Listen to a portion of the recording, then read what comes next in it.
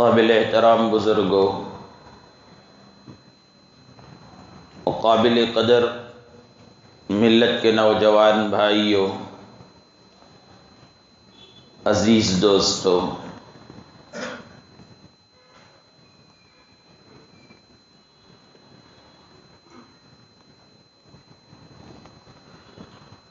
ملک و ملت کا نوجوان، ملک و ملت کا عظیم ترین خزانہ ہے۔ اللہ رب العالمین کی بہت بڑی نعمت ہے۔ اس خزانے کی اور اس نعمت کی حفاظت کرنا، ضائع ہونے سے بچانا ہر فرد کی ذمہ داری ہے۔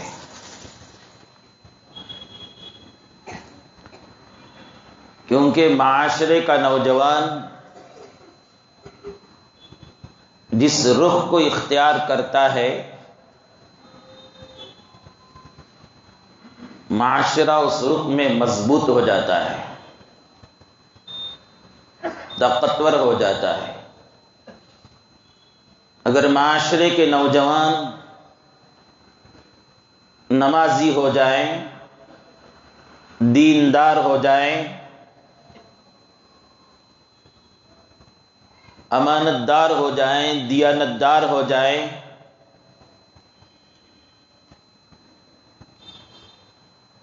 سب سے بڑی بات ذمہ دار ہو جائے،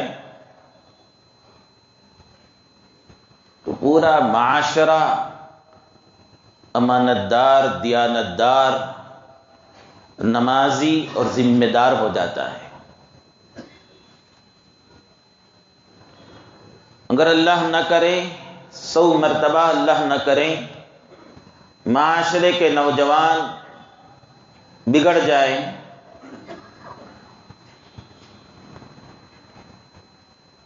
بے حیا ہو جائیں، بے شرم ہو جائیں، نشے کے عادی ہو جائیں، ڈرگس لینے والے ہو جائیں، وقت ضائع کرنے والے، پیسے کو فضول جگہ پر خرچ کرنے والے اور غیر ذمہ دار ہو جائیں، تو پورا معاشرہ غیر ذمہ دار ہو جاتا ہے۔ کیونکہ جو کچھ کرنا ہے وہ نوجوانوں ہی کو کرنا ہوتا ہے۔ بوڑھے کیا کریں گے؟ بزرگ کیا کریں گے؟ وہ اچھی اچھی باتوں کی رائے دے سکتے ہیں، مشورے دے سکتے ہیں، کچھ کرنے کے قابل نہیں ہوتی ہے ان کی عمر، ان کا جسم کا ڈھانچہ، ان کی سکت اس لائق نہیں ہوتی ہے کہ وہ چل پھر کر کچھ کریں، معاشرے کا بوجھ اپنے کھاندے پر اٹھائیں، وہ ان کی بس کی بات نہیں ہوتی ہے۔ وہ سرپرستی کر سکتے ہیں، اور بچے، ان کو کچھ آتا نہیں، وہ کچھ کرنے کے لائق نہیں ہوتے۔ جو کچھ کرنا ہے معاشرے کے نوجوان کو کرنا ہوتا ہے۔ اس کے بازو مضبوط ہوتے ہیں، اس کے ارادے میں قوت ہوتی ہے، اس کے حوصلے بلند ہوتے ہیں، اس لیے اس کے طرف ہر ایک کی نظر ہوتی ہے۔ سیاسی پارٹیوں کو دیکھ لو، وہ بھی چاہتے ہیں نوجوان زیادہ سے زیادہ ہمارے پارٹی میں رہیں اور آگے بڑھیں، کیونکہ ان کو معلوم ہے بعد میں چل کر نوجوان ہی پارٹی کے سرپرست بنیں گے، ذمہ دار بنیں گے۔ کمپنیوں والوں کو دیکھ لو، فیکٹریوں والوں کو دیکھ لو، نوجوانوں کی طرف ان کی توجہ ہوتی ہے، ان کی طرف اہمیت ہوتی ہے۔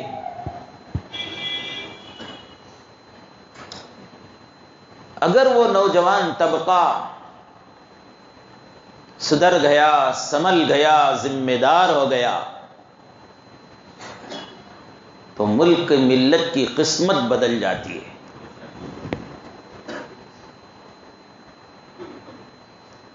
تو ضرورت اس بات کی ہے، یہ بچے جو آج 13 سال سے 14 سال سے 23-24 سال کے ہمارے درمیان ہیں، جن کو نوجوان نسل کہا جاتا ہے، ان کو سنبھالیں، ان کو ضائع ہونے سے حفاظت کریں، ان کی قوتوں کو غلط جگہ میں لگنے سے بچائیں، ان کے حوصلوں کو غلط جگہ استعمال ہونے سے بچائیں۔ آج کیا ہو رہا ہے ہمارے نوجوان ان بچوں کا جو 13 اور 23 سال کے درمیان کے ہیں، ان کے ہاتھوں میں سگریٹ ہے، ان کے منہ میں گٹکا ہے، ان کے جسم میں ڈرگس کا نشے کے خطرے ہیں۔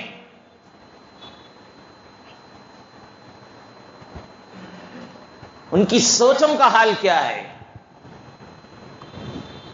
معاف کیجئے گا،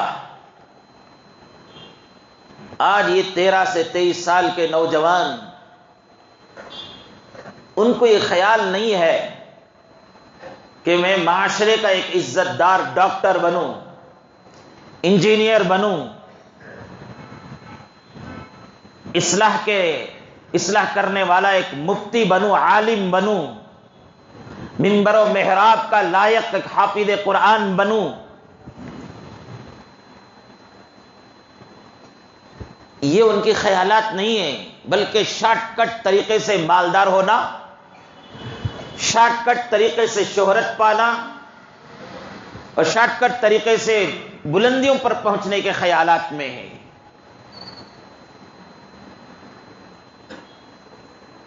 15-16 سال کے نوجوان یہ غنڈوں کو دیکھتے ہیں، یہ چوروں کو دیکھتے ہیں، یہ روڈیزم میں لگے ہوئے لوگوں کو دیکھتے ہیں۔ کیا لوگ ان کو دادا دادا کہتی ہے، دنیا ان کو دادا دادا کہتی ہے، لوگ ان کو دادا دادا کہتے ہیں۔ ان کے ہاتھ میں بہت کنٹرول ہے، تو وہ بھی چاہتے ہیں کہ ہم بھی ان کی طرح بنیں۔ گنڈے بننے کا شوق ہمارے نوجوانوں کے دماغ میں پل رہا ہے، روڈی اور دادا بننے کی تمنائیں ان کے دل و دماغ میں جنم لے رہے ہیں۔ اسی وجہ سے وہ گنڈا بننے کے لیے کیا کیا صورتیں ہیں وہ سب اپنا رہے ہیں۔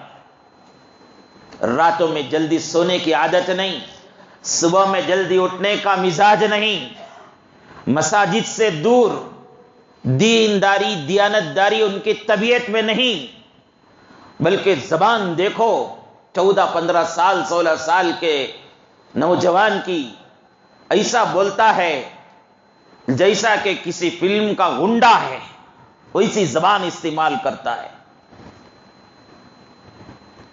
اور بڑے بڑے گنڈوں کے دروازوں پر، معاف کیجئے گا، کتوں کی طرح کھڑا رہتا ہے کہ ان کے پاس رہیں تو ان کی صفات اپنے اندر پیدا کریں۔ صفات کیا کہیں ان کو؟ ان کی بری عادتیں اپنے اندر پیدا کریں، ان کو دیکھ دیکھ کر بولنے کا انداز وہ، لڑنے کا انداز وہ، فیصلہ کرنے کا طریقہ وہ اپنا کر میں بھی بڑا بن جاؤں۔ اس لیے بڑوں سے بات کرتے وقت بھی کوئی تہذیب نہیں ہے، علماء سے بات کرتے وقت بھی کوئی ادب نہیں ہے، ان کی عجیب ترین زبان ہے۔ وہ بڑوں کو بھی، چھوٹوں کو بھی، علماء کو بھی، حفاظ کو بھی، محلے کے ذمہ داروں کو بھی، مساجد و مدارس کے ذمہ داروں کو بھی ایسا بات کرتے ہیں اور ان باتوں کو ریکارڈ کر کے معاشرے میں پھیلاتے ہیں، دیکھو میں فلاں کے پاس ایسا بات کیا۔ تو موقع ملتا ہے قاتلوں کے ساتھ مل کر قتل میں شریک ہو جاتے ہیں۔ جس عمر میں ان کے ہاتھ میں تسبیح ہونا چاہیے، جس عمر میں وہ ان کے ہاتھوں میں قلم اور کتاب ہونا چاہیے. جس عمر میں ان کے اٹھنا بیٹھنا اسکولوں میں، کالجز میں، مدارس میں، تربیت گاہوں میں، تعلیم گاہوں میں ہونا ہے، وہ عمر گنڈوں کے ساتھ پھرنے میں ضائع ہو رہی ہے. اور امت کا ایک سنجیدہ طبقہ، فکر مند طبقہ، ان کا حال یہ ہے کہ وہ صرف بولنے پر اکتفا کر رہے ہیں، سوچنے پر اکتفا کر رہے ہیں، تدبیریں بنانے پر اکتفا کر رہے ہیں. ان کا ہاتھ پکڑ کر، ان کی ٹھڈی پکڑ کر ان کی اصلاح کرنے کی ہمت نہیں ہے. اس لیے یہ کام بھی ملک و معاشرے کا نوجوان ہی کو کرنا ہوگا کہ ان کے اندر ہی یہ حوصلے ہیں. یہ جس رخ پر چلتا ہے اس رخ پر سارا معاشرہ چلتا ہے. ضرورت اس بات کی ہے معاشرے کے کچھ پڑھے لکھے نوجوان، معاشرے کے کچھ ہنرمند نوجوان، معاشرے کے کچھ مالدار اور پیسے والے نوجوان. میں ایسا ہی نہیں کہہ رہا ہوں پیسے والوں کا لفظ، بہت سوچ سمجھ کے کہہ رہا ہوں. اگر اصلاح کا بیڑا غریبوں کے بچے اٹھائیں، اصلاح کا بیڑا ان پڑھ قسم کے لوگ اٹھائیں، اگر اصلاح کا بیڑا جاہل قسم کے لوگ اٹھائے تو لوگ اسے معاشرے کے کنارے میں کر کے چھوڑ دیتے ہیں. ارے یہ تو غریباں کے بچے، یہ تو جاہل لوگ ہیں، ان کو ہم کیا آئیڈیل بنائیں، ان کی بات ہم کیا سنیں، الگ کر کے چھوڑ دیتے ہیں. اس لیے ضرورت اس بات کی ہے کہ پڑھے لکھے بھی ہوں، پیسے والے بھی ہوں، مالدار بھی ہوں، ہنرمند بھی ہوں، عزت دار بھی ہوں، زبان میں کچھ سلیقہ ہو، چلنے میں کچھ ادب ہو، ایسے نوجوانوں کی ضرورت ہے جو نوجوانوں کی اصلاح کے لیے کھڑے ہوں. آپ بڑے گھرانے کے ہیں، آپ کی اصلاح ہو گئی اور آپ اصلاح کے لائن میں اتر آئے تو دیکھیں گے غریبوں کے بچے، اتنے بڑے مالدار کا بچہ ماشاءاللہ اس لائن میں گیا ہے، مجھے بھی چلنا چاہیے. آج تو کیا ہے، لوگ نقل کرنے کے عادی ہیں، زیادہ سوچتے نہیں، زیادہ سمجھتے نہیں. ان کا مزاج ہے کہ یہ لائن میں چلنے والوں کا معاشرے میں، ملک میں، ملت میں، محلے میں کیا مقام ہے،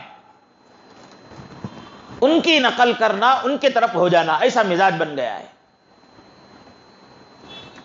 تو یہ معاشرے کا منتخب طبقہ نوجوان کھڑے ہو جائیں، اللہ کے واسطے کھڑے ہو جائیں. یہ ڈرگس لینے والے، یہ سلیوشن لینے والے، یہ انجیکشن لینے والے، یا مقدار سے زیادہ گولیاں دوا کھا کر نشے میں مست ہونے والے، یہ جگہ جگہ پر بیٹھ کر راتوں میں گپ شپ کر کے رات پورا آٹو میں اور کسی درخت کے نیچے کسی پرانی بلڈنگ میں گزار دینے والوں کے لیے ذرا یہ سنجیدہ طبقہ اللہ کے واسطے کھڑا ہو جائے. اگر یہ کھڑے ہو جائیں، یہ اصلاح کی فکر لے کر کھڑے ہو جائیں، قسم خدا کی اللہ کی مدد ان پر نازل ہوگی، اور شر پسندوں کے شر سے اللہ تعالیٰ ان کی حفاظت کریں گے، اور ان سے وہ کام لیا جائے گا دنیا دیکھتی رہ جائے گی. آج ہوتا کیا ہے، نوجوانوں کو بگاڑنے کے لیے سارے دشمن طاقتیں ان کے پیچھے پڑے ہوئے ہیں. ان کے لیے نشے کی چیزیں آسانی سے دستیاب ہیں، ان کے لیے ڈرگس جو ممنوع ہے، نشے کی چیزیں جو حکومتی سطح پر ممنوع ہیں، قانون کے خلاف ہیں، آسانی سے مل رہے ان کو. دن بدن بچے بگڑتے جا رہے ہیں، اچھے اچھے گھرانے کے بچے بگڑتے جا رہے ہیں۔ تو ایک طبقہ ایسا ہونا چاہیے نوجوانوں کا جو اصلاح کے لیے کھڑا ہو جائے، اللہ کی ان پر مدد نازل ہوگی۔ قرآن شریف کا ایک واقعہ میں سناتا ہوں، ان کی باتیں کیا سنائیں، قرآن کا واقعہ سناتا ہوں۔ نوجوان جب کھڑے ہوتے ہیں تو اللہ تعالیٰ کی کیسے مدد ہوتی ہے، ملک و ملت کے لوگوں کی تقدیریں کیسے بدلتی ہے، میں آپ کو سناتا ہوں۔ اصحاب کہف کا واقعہ سنا ہوگا آپ نے ایک کہانی کے طور پر سن لیا، ایک افسانے کے طور پر سن لیا، اس میں نکلنے والے نتائج، اس سے سبق حاصل ہونے والے عبرتوں کی طرف غور و فکر نہیں کیا۔ ایک زمانہ ایسا ہی تھا، پورا ملک، پورا معاشرہ بگڑا ہوا تھا،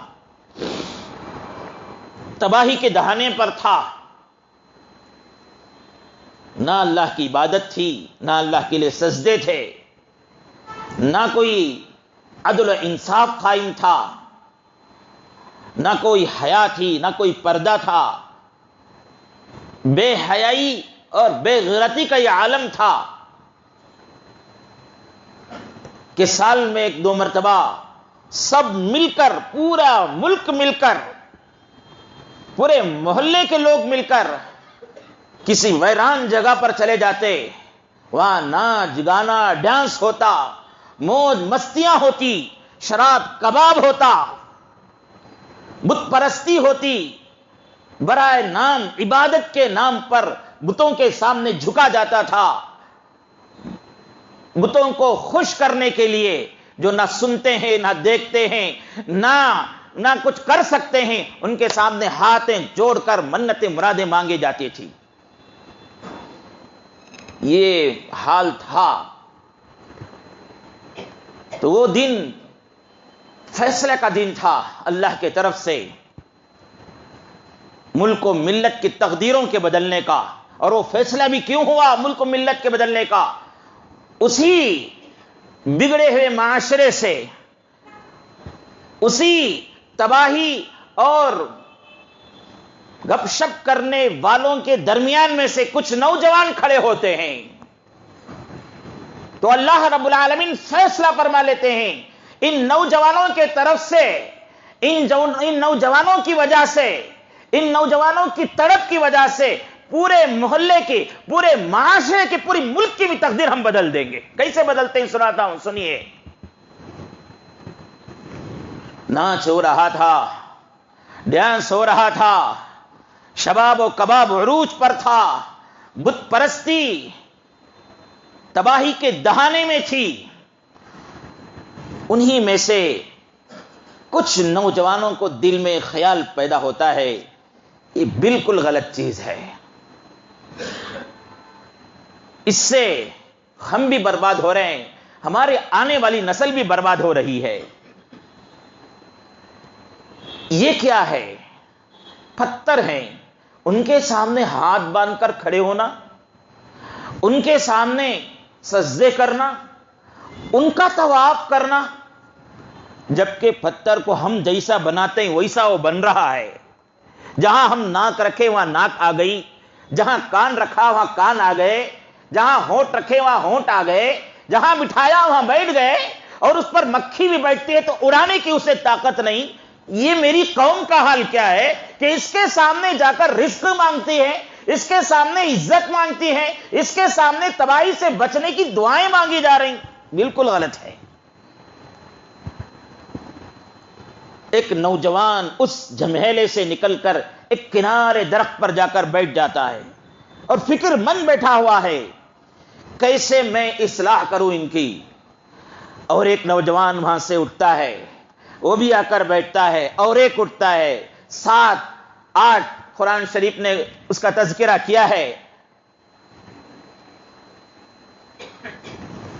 آ کر ایک جگہ بیٹھ جاتے ہیں، لیکن ہمت نہیں تھی کسی کو اس بات کی کہ دوسرے کے سامنے اظہار خیال کرے میں وہاں سے کیوں اٹھ کر آیا، میں وہاں سے کیوں اٹھ کر آیا یہ بتانے کی ہمت نہیں تھی. سب فکر مند ہے, خاموش بیٹھے ہوئے ہیں. ان میں سے ایک آدمی, ایک نوجوان ذرا ہمت کرتا ہے, حوصلہ کرتا ہے. وہ پوچھتا ہے بھائی سارے لوگ وہاں پر عیش و مستی میں, موج و مستی میں پڑے ہوئے ہیں, ہم لوگ یہاں الگ الگ آ کر بیٹھ گئے ہیں, کیا اس کی کوئی وجہ ہے کیا؟ دیکھو میری وجہ میں بیان کرتا ہوں. ہمت کیا اس نے, کیونکہ ڈر تھا ان لوگوں کو, کیونکہ اس زمانے کا بادشاہ مشرک بت پرست تھا, اور جو بت پرستی نہیں کرتا تھا ان کو قتل کر دیے جاتے تھے, ان کو سخت سخت سزائیں دی جاتی تھی. عجیب عجیب قسم کے رسم و رواج میں مبتلا تھے, اور سب کو ضروری تھا اس رسم و رواج میں مبتلا ہونا. کوئی الگ ہوتا تو پھر اسے قتل کر دیا جاتا تھا, اسے سزائیں دی جاتی تھی اس کے جرم کے مطابق. تو ڈر تھا اگر میں بتاؤں تو کوئی مخبری نہ کر دیں, کوئی دوسرے کا جا کر بادشاہ تک پہنچا نہ دیں, یہ خوف تھا. اس لیے کوئی بتا نہیں رہا تھا. ان میں سے ایک نے ہمت کر لیا, ہمت کر کے کہتا ہے کہ دیکھو بھائی میں بھی ان کے ساتھ آیا تھا, لیکن ان کے حالات دیکھنے کے بعد مجھے سمجھ میں آتا ہے کہ یہ ایک اچھی قوم اور ایک یہ ترقی یافتہ لوگ یا ایک امن پسند لوگ یا یہ ایک انصاف پسند لوگ معلوم نہیں ہوتے ہیں. کیسے بیوقوف ہیں کہ یہ لوگ جو ہے انسان ہونے کے باوجود پتھروں کی پوجا میں لگے ہوئے. مجھے تو یہ اچھا نہیں لگا, اس لیے میں وہاں سے اٹھ کر آیا. دوسرے نے کہا قدم خدا کی, میں نے بھی اسی وجہ سے وہاں سے اٹھ کر یہاں آیا. تیسرے نے کہا, چوتھے نے کہا, پانچویں نے کہا, چھٹے نے کہا, ساتویں نے بھی یہی بات کہی. اب یہ سات مل کر مشورہ کرتے ہیں, یہ ساتوں لوگ مل کر مشورہ کرتے ہیں. ان کے مشوروں پر اللہ کی رحمت نازل ہوتی ہے. انہم فتیۃ آمنوا بربہم وزدناہم ھدی وربطنا علی قلوبہم اذ قاموا فقالوا ربنا رب السماوات والارض لن ندعو من دونہ الہا لقد قلنا اذا شططا. سورۃ الکہف کی آیتیں ہیں, قرآن نے اسے ریکارڈ کیا ہے. ان کی تعریف کر رہا ہے اللہ تعالیٰ. انہم فتیۃ آمنوا, یہ نوجوانوں کی ایک جماعت ہے جو ایمان لائی تھی ایک رب پر. وزدناہم ھدی, جب انہوں نے اپنی اصلاح کی فکر کی اور معاشرے میں بسنے والوں کی اصلاح کی فکر کی تو وزدناہم ھدی, ہم نے ان کی ہدایت میں اضافہ کیا. تو انہوں نے فکر کی کہ اب کسی طرح ہم لوگ جو ہے اس سے بچنا ہے اور دوسروں کو بھی اس سے بچانا ہے. چنانچہ انہوں نے مستقل ایک عبادت گاہ بنا لی. حضرت عیسیٰ علیہ السلام کے زمانے میں, کیونکہ نبوت محمد الرسول اللہ صلی اللہ علیہ وسلم کی نبوت سے پہلے کا زمانہ تھا, اس وقت آخری نبی حضرت عیسیٰ علیہ السلام تھے. نبی صلی اللہ علیہ وسلم سے پہلے کے نبی حضرت عیسیٰ علیہ السلام تھے. عیسائیت پر جو رہنمائی ہوئی تھی, عیسائی مذہب میں جو عبادت تھی, اس عبادت میں مشغول ہو گئے. بت پرستی کو انہوں نے چھوڑ دیا اور وقتاً فوقتاً لوگوں کی اصلاح کا کام کرتے رہتے تھے, لوگوں کو دعوت دیتے رہے. یہ بات پہنچتے پہنچتے وقت کے بادشاہ دقیانوس کافر مشرک کو پہنچ گئی کہ کچھ نوجوان تمہارے معاشرے میں, تمہارے مملکت میں تیار ہو گئے ہیں. وہ تو پتھروں کی پوجا نہیں کرتے, مورتیوں کے سامنے جھکتے نہیں, بلکہ وہ مذہب عیسائیت پر قائم ہیں, وہ ایک اللہ کو ماننے والے ہیں. اگر یہ چھوڑ دیا جائیں تو یہ دھیرے دھیرے دھیرے ہم سب پر غالب آ جائیں گے. ہمیشہ یہی ہوتا ہے, اکثریت کو یہ فکر لاحق ہو جاتی ہے اقلیت کو دیکھ کر کہ اگر ان کو چھوڑ دیا جائیں تو یہ کیا ہو جائیں گے, ہم پر غالب آ جائیں گے. آج بھی یہی ہو رہا ہے. بت پرستی میں مشغول لوگوں کو, رسم و رواج میں پڑے ہوئے لوگوں کو یہی فکر ہے کہ یہ ایک اللہ کو ماننے والے, یہ مسجدوں میں عبادت کرنے والے, یہ داڑھی رکھنے والے, یہ پگڑی بننے والے, یہ کلمہ پڑھنے والے, لا الہ الا اللہ محمد الرسول اللہ پڑھنے والے, یہ مدرسے والے, ان کو اگر چھوڑ دیا جائے تو یہ غالب ہو جائیں گے. ہماری سلطنتیں ختم ہو جائیں گی، ہماری حکومتیں ختم ہو جائیں گی، یہ ڈر ہمیشہ سے چلا آیا ہے، اور اس کے لیے وہ ہر زمانے میں اہل حق کو تکلیف دینے کے لیے قانون بھی بناتے ہیں، سازشیں بھی کرتے ہیں، اور ان کو بس ملتا ہے، موقع ملتا ہے تو وہ ظلم و زیادتی بھی کرتے ہیں۔ اہل حق کا یہ یقین ہونی چاہیے، یہ ایمان ہونی چاہیے کہ وہ ایسے ظلم و ستم کے موقع پر اللہ کی طرف رجوع بھی ہو، اور اس ظلم و ستم کو دفع کرنے کے لیے جو اسباب ہو سکتے ہیں، مادی اعتبار سے جو اسباب ہو سکتے ہیں، ان اسباب کو بھی اختیار کریں۔ صرف تسبیح لے کر بیٹھ جانا بھی اس کا حل نہیں، اور صرف اسباب اختیار کرنا بھی حل نہیں، بلکہ تسبیح لے کر بھی بیٹھیں گے، راتوں میں اٹھیں گے بھی، دعائیں بھی کریں گے، اللہ کے دروازے کو کھٹکھٹائیں گے بھی، اور ساتھ میں جو اسباب ہیں وہ سب اسباب اختیار کریں گے، کمزور اسباب ہی صحیح، ٹوٹے پھوٹے اسباب ہی صحیح۔ بدر کے واقعے کو لے لیجئے، کیا تھا؟ 313 کے مقابلے میں 1000 سے زیادہ، اور یہ لشکر کمزور تھا، وہ مضبوط ہتھیارات سے لیس تھا، پھر بھی کھڑے ہو گئے، لیکن دونوں چیزیں وہاں پر تھی۔ تو ہم کو بھی یہی چاہیے۔ آج کے ہتھیارات تعلیم ہے، آج کے ہتھیارات سیاست ہیں، آج کے ہتھیارات سماجی خدمات ہیں، آج کے ہتھیارات کیا ہیں؟ اخلاق ہیں۔ یہ سب اپنے اندر پیدا کریں، امانت داری، دیانت داری، سیاسی قوت، سماجی خدمت کا جذبہ، اور سب چیزیں اپنے اندر پیدا کریں، اور کام کرتے چلے جائیں اللہ کے حوالے کر کے اسباب کو، کہ ان اسباب میں قوت اللہ تعالیٰ پیدا فرمائیں گے۔ تو پھر وہ نوجوان کے بارے میں خبر مل گئی، ظالم بادشاہوں کو مخبری ہو گئی، بلا کر بھیجا گیا، اور دیکھا گیا تو معلوم ہوا تحقیق سے، یہ سب لڑکے 7 کے 7 یا 8 کے 8، یہ جتنے بھی تھے، سب کے سب کوئی معمولی نہیں تھے، بلکہ اونچے خاندان سے تھے، بلکہ مملکت کے وزراء کے بچے تھے۔ میں پہلے بھی کہا تھا کہ اگر اصلاح کا بیڑا معاشرے اور طبقے کے معمولی قسم کے لوگ لے کر کھڑے ہوتے ہیں تو اتنا زیادہ اثر انداز نہیں ہوتے۔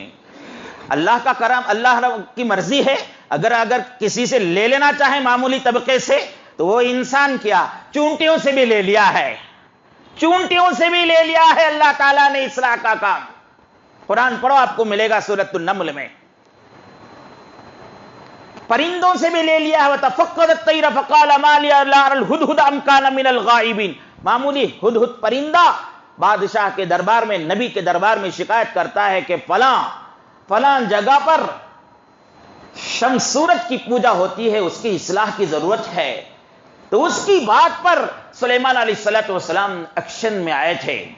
تو اللہ تعالیٰ چاہتا ہے تو معمولی سے معمولی پرندوں سے، معمولی سے معمولی مخلوق سے، معمولی انسان سے بھی لے لیتے ہیں، لیکن عام طور پر جو اثر انداز ہوتے ہیں وہ معاشرے کے پڑھے لکھے، معاشرے کے مالی حیثیت سے اونچے، اور معاشرے کے ذرا شہرت یافتہ لوگوں کے بچے اور لوگ متاثر ہوتے ہیں۔ تو یہ معلوم ہوا تو مملکت کے وزراء کے بچے ہیں۔ بادشاہ ان سے پوچھا، کیا حال تمہارا؟ میں سن رہا ہوں لوگوں کے سامنے۔ بڑا مشکل مرحلہ تھا وہ، بڑا مشکل مرحلہ تھا وہ، لیکن اللہ تعالیٰ کہتے ہیں ان کی ہمت حوصلے کی وجہ سے وَرَبَطْنَا عَلَىٰ قُلُوبِهِمْ، ان کے قلوب کو ہم نے مضبوط کر دیا، اس لائق کر دیا وقت کے بادشاہ، وقت کے ظالم کے سامنے حق بات کہیں، صاف صاف کہہ دیا، ربنا رب السماوات والارض لن ندعو من دونه الها لقد قلنا اذا شططا، ہمارا اور تمہارا سب کا رب آسمان زمین کو پیدا کرنے والا ہے، ہم اس کے سوا کسی کو نہیں پکاریں گے، ہم اس کے سوا کسی کی عبادت نہیں کریں گے۔ بادشاہ کو بہت غصہ آیا، وہ کافر تھا، وہ مشرک تھا، وہ بت پرست تھا، وہ مورتیوں کے سامنے جھکنے والا تھا۔ اب سخت ترین سزا دینی تھی، اس لیے پہلے وارننگ دیتا ہے کہ تم نوجوان ہیں، اس کے وہ جملے، تم نوجوان ہو، تمہارا جرم جو ہوا تھا اس میں وہ قابل معاف نہیں، فوراً قتل کر دیا جانا چاہیے تھا، لیکن تم نوجوان ہو، تمہارے نوجوانی پر مجھے ترس آ رہا ہے، اس لیے میں تمہیں وارننگ دیتا ہوں، چھوڑتا ہوں، ہفتہ 10 دن تک کی مہلت ہے، سوچ لو تم، اگر سدھر گئے، پلٹ کر ہمارے پرانے مذہب پر آ گئے، گھر واپسی کر لی، تو پھر تم کو چھوڑ دیا جائے گا، تم آزاد رہو گے، تم کو سہولتیں ملیں گی، شاہی لباس ملے گا۔ اگر واپس نہیں آئے تو قتل کر دیا جائے گا۔ ان کے شاہی لباس کو اتار لیا گیا، چھوڑ دیا گیا۔ اب یہ ساتھ کے ساتھ نوجوان ملے، مشورہ کیا کیا کریں، تو سب نے یہی جواب دیا، چاہے کچھ بھی ہو جائیں، جان ہے نا، جان اگر چلے جاتی ہے تو چلے جانے دو، ایک رب کے سوا کسی کے ہم پوجا نہیں کریں گے، کسی کی بندگی نہیں کریں گے۔ ہاں، اس کے لیے ہمارے بس میں کیا ہے کہ اب یہاں رہتے ہوئے ہم نہیں کر سکتے۔ انبیاء کی سنت ہے کہ جس جگہ پر رہ کر ایک اللہ کی عبادت نہیں کر سکتے، عدل و انصاف کو قائم نہیں کر سکتے، فسق و فجور سے بچ نہیں سکتے، تو وہاں سے ہجرت کر کے چلے جاتے۔ تو وہ نوجوان بھی وہاں سے نکلتے ہیں، نکل کر چھپ جاتے ہیں غار میں جا کر۔ لمبا قصہ ہے، لمبے عرصے تک سوتے رہے، آرام کرتے رہے۔ وقت کافی ہو گیا ہے، ہمارا مقررہ وقت سے آگے بات بڑھ رہی ہے، لیکن بات کافی باقی ہے ابھی بھی۔ میں انشاءاللہ اسی عنوان پر آئندہ جمعہ آپ کے سامنے بیان کروں۔ مختصر یہ کہہ دوں کہ وہ نوجوان جب کھڑے ہوتے ہیں اصلاح کا بیڑا لے کر، اور اپنی اصلاح کا، اور اپنے خاندان، اپنے معاشرے کے اصلاح کا بیڑا لے کر کھڑے ہوتے ہیں، تو اللہ تعالیٰ کی کیسے مدد نازل ہوتی ہے اور کیسا ان کے ذریعہ انقلاب پیدا ہوتا ہے، میں آپ کے سامنے بتاؤں۔ لیکن یہ بات آپ کے سامنے آج رکھ دوں، نوجوانوں، اگر آپ کی اصلاح ہو گئی، آپ نے اپنے گھر میں یہ نظام قائم کر لیا کہ میں پابند رہوں گا، نماز کا پابند رہوں گا، زبان سیدھے استعمال کروں گا، میں ایسی ویسی چیزیں نہیں کھاؤں گا، میں اپنا وقت کو ضائع نہیں کروں گا،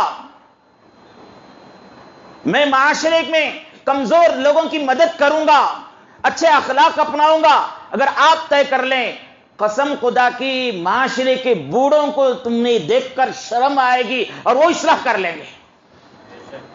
آپ مسجد سے وقت پر مسجد میں نکل کر آئیں، اذان ہوتے ہی، مثال بتا رہا ہوں، مسجد کی طرف آپ نکل آئیں، تمہارا بوڑھا باپ بے نمازی گھر میں بیٹھا ہے، آپ نے اسے دعوت دے کر آئیے نماز کو جائیں گے، ادب سے، احترام سے، اچھی بات بھی اچھے طریقے سے کہنا پڑتا ہے، یاد رکھنا، یہ اچھی زبان بھی استعمال کرنا پڑتا ہے، اس کے لیے اچھا طریقہ بھی اپنانا پڑتا ہے۔